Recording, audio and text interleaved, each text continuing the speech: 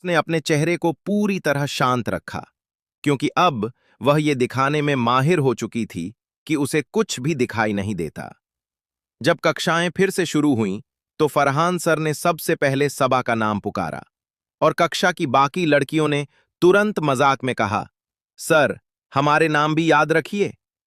लेकिन आयशा का ध्यान कहीं और था। उसने देखा कि वो काली आत्मा अब सबा को घूर रही थी। इसके कारण सबा को अचानक बहुत कमजोरी महसूस होने लगी। वो आत्मा उसकी ऊर्जा खींच रही थी। धीरे धीरे सबा का चेहरा पीला और दुबला होता गया। जब कक्षा ने समूह चित्र लिया, तो आयशा ने साफ देखा कि सबा का आधा शरीर उस आत्मा में समा चुका था। लेकिन वो उसे सच्चाई बताने की हिम्मत नहीं जुटा पाई, क्योंकि उसे डर था कि सबा यह सहन नहीं कर पाएगी। अपनी सबसे अच्छी मित्र को इस हालत में देखकर आयशा का दिल टूट गया।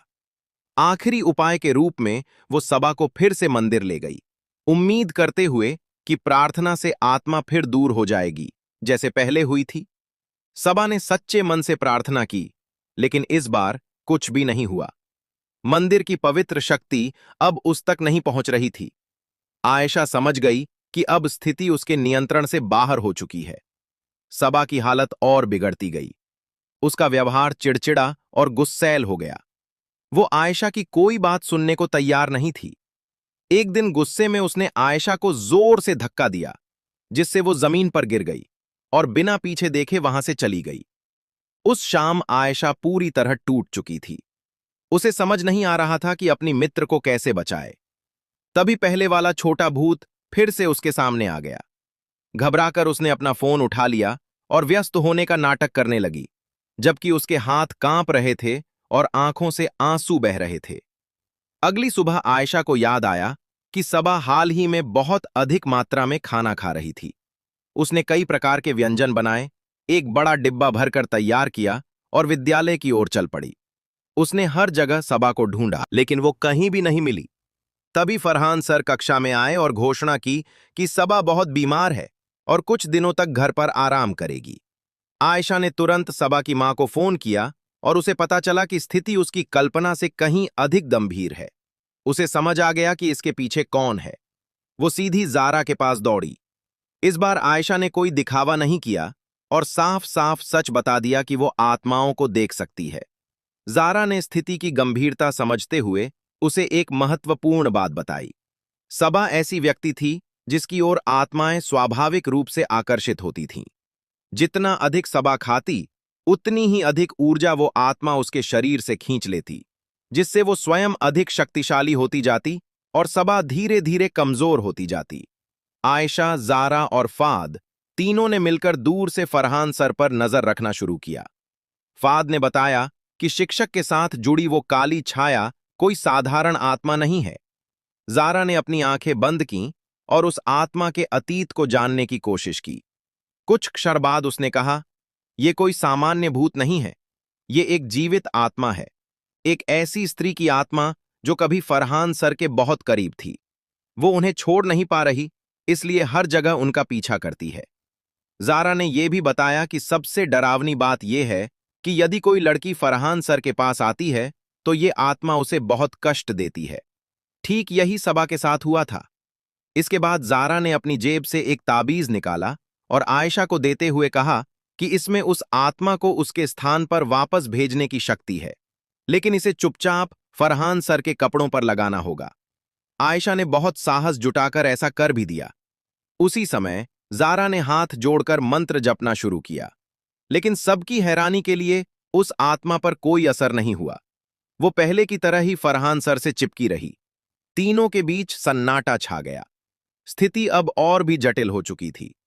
उस रात आयशा ने फिर से सबा की मां को फोन किया और इस बार उसे सबसे बुरी खबर मिली। सबा पूरी तरह बेहोश हो चुकी थी।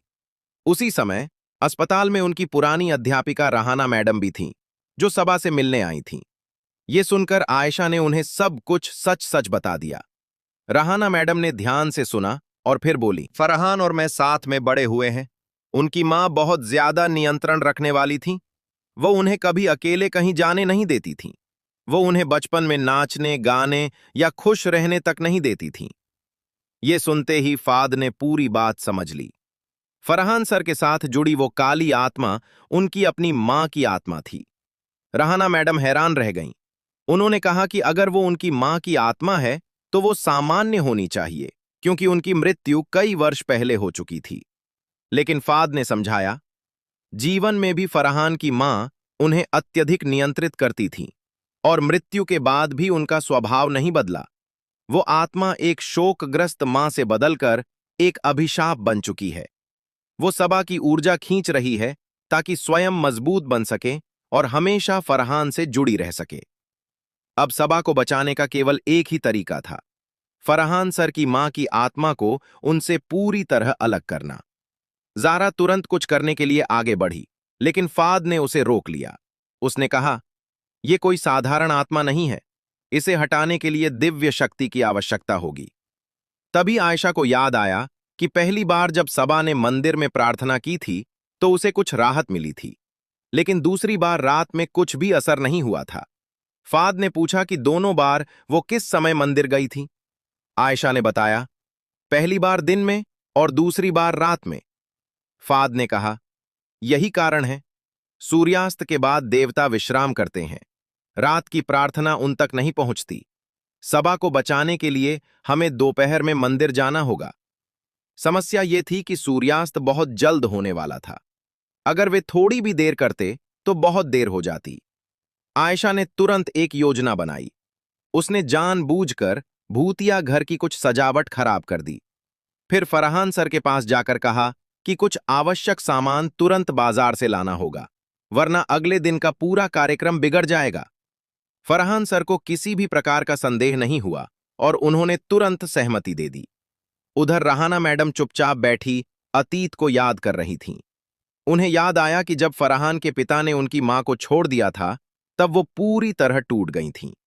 उसके बाद फरहान ही उनके जीने का एकमात्र सहारा बन गया था। वो कभी भी उसे किसी के साथ बांटना नहीं चाहती थीं, यहां तक कि जीवन के साथ भी नहीं। बड़ी समझदारी और चतुराई से आयशा ने फरहान सर को मंदिर तक पहुंचा दिया, लेकिन जैसे ही वे प्रवेश द्वार के पास पहुंचे, उनकी मां की आत्मा सूखे पत्तों में चलती हवा की तरह बेकाबू हो उठी। वो फुसफुसाई, उसे मुझसे दूर मत ले जाओ, मेरे बेटे को मुझसे मत छीनो, वो सिर्फ मेरा है। आयशा का गला सूख गया, लेकिन अब पीछे हटने का कोई रास्ता नहीं था। सबा की जिंदगी इसी पल पर निर्भर थी। उसी समय जारा पीछे से दौड़ती हुई आई और उसने फरहान सर को जोर से धक्का देकर मंदिर के अंदर पहुंचा दिया। उसी क्षण उनके और उनकी मां की आत्मा के बीच का अदृश्य बंधन टूट गया। जारा ने आयशा से चिल्लाकर कहा, उसे लेकर जल्दी निकल जाओ, यहां से दूर जाओ। और वो खुद वहीं खड़ी रहकर उस आत्मा का सामना करने लगी। लेकिन अगले ही पल एक अदृश्य ताकत ने जारा को जोर से उछालकर जमीन पर गिरा दिया। फरहान की मां की आत्मा अब पहले से भी अधिक भयानक और उग्र हो चुकी थी। आयशा वहीं खड़ी रह गई, घबराई हुई और समझ नहीं पा रही थी कि क्या करे। धीरे धीरे वो आत्मा मंदिर के प्रवेश द्वार की ओर बढ़ने लगी। उसे अच्छी तरह पता था कि जैसे ही वो अंदर जाएगी, मंदिर की पवित्र शक्ति उसे भस्म कर देगी और उसका अस्तित्व हमेशा के लिए समाप्त हो जाएगा।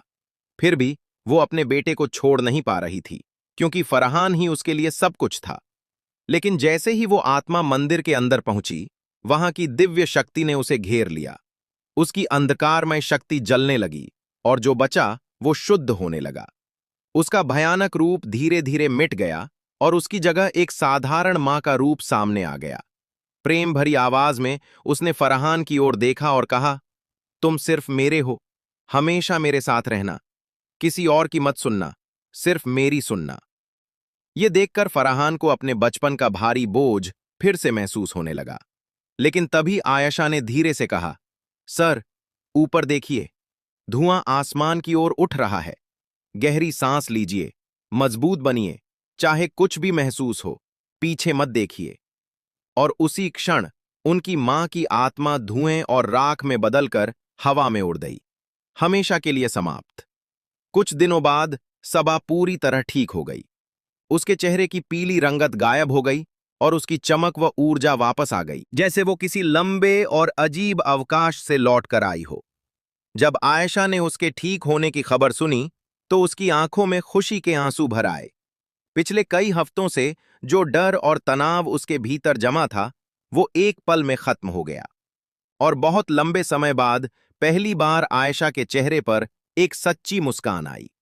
इसके बाद आयशा ने ज़ारा को एक ऐसी बात बताई जो उसने पहले कभी किसी को नहीं बताई थी। उसमें धीरे से कहा, मैंने सबसे पहला भूत अपने पिता का देखा था। उसके पिता का कई वर्ष पहले निधन हो चुका था। और सबसे दर्दनाक बात यह थी कि जिस दिन उनके पिता की मृत्यु हुई, उससे एक दिन पहले ही आयशा ने उनसे एक बिल्कुल छोटी सी बात पर बहुत कड़वी बहस की थी। वो अपराध बोध वर्षों तक उसके दिल में एक कांटे की तरह चुभता रहा। शायद उसी प्रेम और अधूरे पछतावे के कारण उसके भीतर अपने पिता की आत्मा को देखने की क्षमता विकसित हो गई थी। लेकिन वो कभी नहीं चाहती थी कि उसके पिता को यह पता चले कि वो अब भी उस पुराने दर्द को अपने भीतर लिए हुए है। इसलिए जब भी उसके पिता की आत्मा उसके पास आकर खड़ी होती या उसे पुकारती, वो जानबूझकर अनसुना करने का नाटक करती। वो बस इतना चाहती थी कि वो उसके पास रहें, ताकि उसे थोड़ा सा ऐसा महसूस हो सके जैसे वो कभी गए ही नहीं। आखिरकार सांस्कृतिक उत्सव का दिन आ गया। सबा बहुत डरी हुई थी, लेकिन फिर भी आयशा और ज़ारा उसे खींचकर भूतिया घर के अंदर ले गईं, उस आत्मविश्वास के साथ जो उन लोगों में होता है जिन्होंने असली भूतों का सामना किया हो और अब नकली जालों से डरना छोड़ दिया हो। अंदर फाद आया और आयशा से बात करने लगा, लेकिन सबा उसे बिल्कुल नहीं देख पा रही थी। और तभी अंतिम सच्चाई सामने आई। फाद कोई इंसान नहीं था। वो उन विद्यार्थियों में से एक था जो कई वर्ष पहले इमारत गिरने की घटना में मारे गए थे। और सबसे बड़ा रहस्य ये था कि ये विद्यालय वास्तव में केवल लड़कियों का विद्यालय था। यहां जो भी लड़के दिखाई देते थे, वे सब आत्माएं थीं। और इसी खुलासे के साथ कहानी समाप्त हो गई।